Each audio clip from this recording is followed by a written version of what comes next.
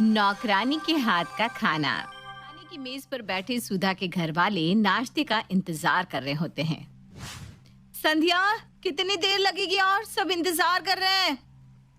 बस हो गया भाभी, 2 मिनट। नाश्ता लाकर सबको परोसती है।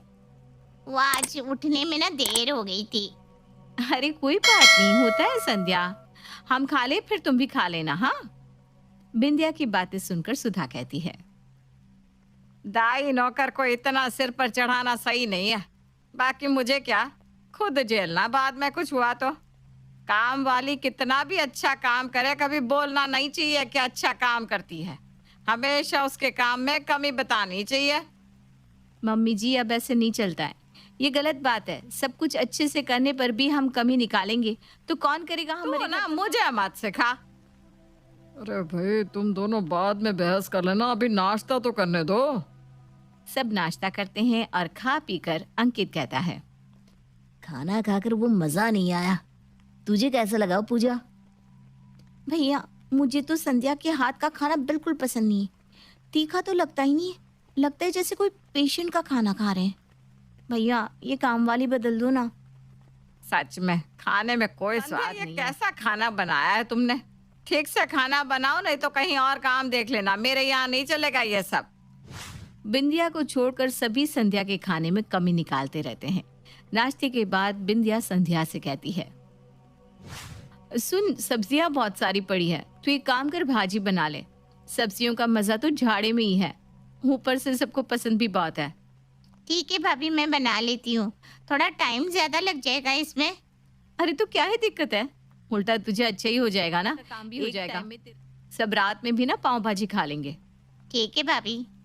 संध्या इतना वक्त लगाकर पाव भाजी बनाती है और पाव भाजी खाकर सब नाक मुंह इधर उधर करने लगते हैं और संध्या की बहुत बुराई भी करते हैं। ये पाव भाजी है? ऐसे पाव भाजी होती है क्या? आलू मटर की सब्जी लग रही है। दीदी, मैंने तो बहुत अच्छे से बनाया है। अच्छा, क्या होता है? चल मैं तुझे दिखाती हूँ। पाव भाजी लगती है ना, वो खाकर देखना, तब तुम्हें समझ में आएगा कि तुमने क्या बनाया और पाव भाजी किसे कहते हैं। संध्या अपनी नजर नीचे किए खड़ी हो जाती है। ठीक है दीदी, और अच्छे से बनाने की कोशिश करूंगी। संध्या रसोई में जाकर बहुत रोती है।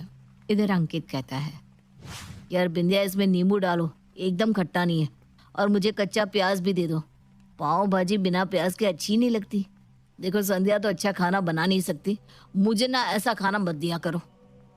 ना खट्टा, ना नमक, ना तीखा, कुछ भी नहीं है इसमें।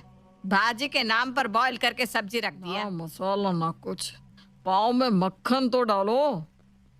मैं दे देती हूँ ना जिसको जो चाहिए। बिंदिया प्याज काटती है और किसी को नमक तो किसी को मिर्ची देती है। नमक वगैरह तो अच्छी अच्छी होटलों में भी कम हो जाता है, इसका मतलब ये नहीं कि खाना अच्छा नहीं है। संध्या जैसी खाने वाली बहुत मुश्किल से मिलती है। बाकियों की काम वाली को देख लो, एक टिकती नहीं, ऊपर से इतनी छुट्टियां लेती है। अरे तू ना बस संध्या का ही पक्ष लेती रहना। अपने काम पर चले जाते हैं। बिंदिया रसोई में जाती है तो देखती है कि संध्या की आंखों से आंसू बह रहे हैं। अरे रो मत संध्या, मैं हूं ना। तू भी क्या इन लोगों की बातों को दिल से लगा रही है? ये लोग तो ऐसे ही बोलते रहते हैं। नहीं नहीं भाभी, अब मैं और यहाँ काम नहीं कर सकती हूँ। अरे ऐसा मत बोल, मैं इन लोगों को सबक सिखा कर रहूंगी। तुझे मैं अपनी बहन की तरह मानती हूँ। देख, इस महीने तक रुक जा, अगर ये लोग नहीं सुधरे ना तो फिर तू चली जाना। ठीक है भाभी, आपके कहने पर मैं रुक जाती हूँ। इसी तरह दिन बीतने लगते हैं। बिंदिया के घर वाले इसी तरह हर वक्त संध्या के खाने में नुक्स निकालते रहते। एक रोज संध्या सबके लिए मटर के पराठे बनाती है। पराठे देखकर सुधा थाली साइड करके कहती है, डालकर हमें मरवाना चाहती हो? सुधा भरी थाली छोड़कर उठ जाती है। अच्छा, तो अब तुम्हें मरवाना चाहती हो ताकि इस घर में तुम्हारा राज हो सके? भाभी तो तुम्हें कुछ कहेगी नहीं। इतना खराब खाना बनाती हो, फिर भी इसी घर में हो। संध्या के सब्र का बांध छूट जाता है। वो पहली बार ऊंची आवाज करके पूजा से कहती है, मुझे भी नहीं रहना इस घर में जहाँ मुझ पर ऐसा इल्जाम लगाया जाए। संध्या उसी वक्त अपना सामान लेकर चली जाती है। संध्या के जाते ही सुधा के घर में खाना बनाने की दिक्कत हो जाती है। रात को सुधा बिंदिया से कहती है, अच्छी खाना बनाने वाली खोज ले। जब तक कोई नहीं मिलती तब तक तू खाना बना ले। मैं और खाना? मैंने तो संध्या को नहीं निकाला। आप सभी को उससे प्रॉब्लम होती थी ना। ऊपर से डॉक्टर ने मुझे काम करने से मना किया है। मुझे गैस की स्मेल से उल्टियां होने लगती है। मेरे बच्चे की सेहत के लिए ये बिल्कुल अच्छा नहीं है। बिंदिया बिना खाना बनाए अपने कमरे में चली जाती है। इधर खाने के वक्त सब एक दूसरे का मुंह देखने लगते हैं। सुधा अंकित से कहती है, बेटा आज तो खाना बनानी है, एक काम कर बाहर से ही मंगवा ले खाना। हाँ भैया, बाहर से ही मंगवा लो। ऐसी भी संध्या का खाना खाकर ना मुंह खराब हो गया है। ठीक है, तो पनीर और कुलचा मंगवा लेते हैं। अंकित बाजार से खाना ऑर्डर कर लेता है और सभी खाना खा लेते हैं। रात तो कट जाती है, फिर वही परेशानी कि नाश्ते में क्या मिलेगा। अरे कोई तो नाश्ता बना लो। मुझे तो कुछ भी बनाने को मत कहना, मेरे एग्जाम है मम्मी। तू नहीं बनाएगी, बिंदिया नहीं बनाएगी, तो क्या इस उम्र में मैं खाना बनाऊं अब? अरे मुझसे तो खड़ा भी नहीं रहा जा रहा। अंकित तो आटा लगा दे, मैं जैसे तैसे बैठकर रोटी सेंक देती हूँ। बस रोटी और सब्जी? मुझसे होगी नहीं। सब्जी चाय या अचार के साथ सब रोटी खा लेना। मैं रोटी बना दूं वही बहुत है। जिसे खाना होगा खाए, नहीं तो भूखे रहो।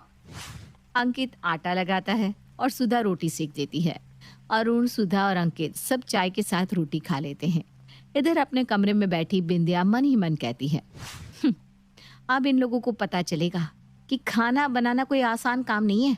बिना मतलब के किसी को परेशान करना रोज एक ही बात पर क्या होता है। मुझे तो आदत है, मैं तो कुछ भी खा लूंगी। बिंदिया बासी बचे हुए पाव भाजी खा लेती है।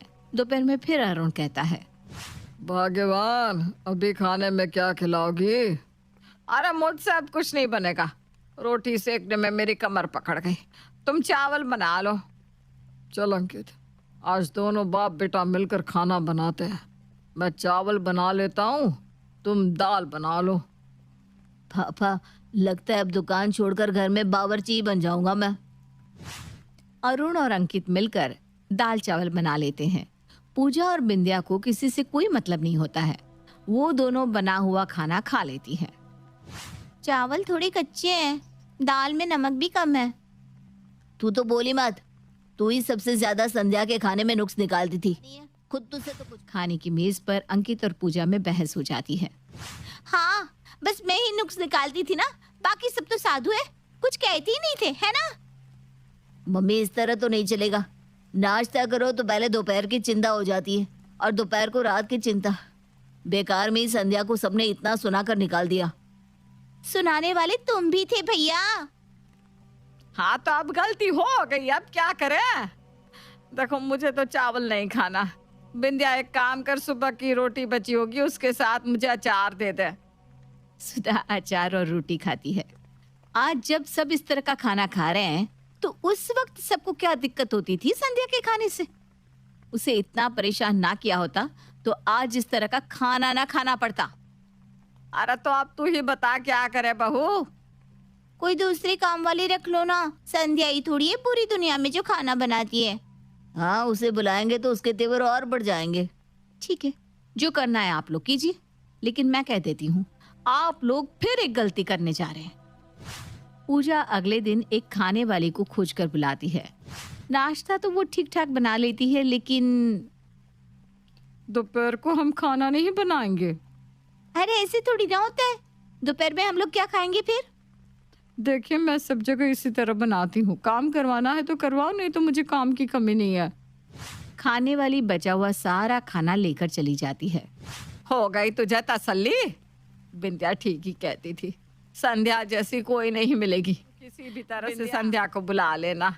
संध्या कभी भी अपने घर खाना नहीं लेकर जाती थी, ये तो पहले दिन से ही अपना रंग दिखा रही है। बिंदिया मंद मंद मुस्कुराकर अपने कमरे में चली जाती है और संध्या को फोन करके कहती है, अपना प्लान कामयाब हो गया है।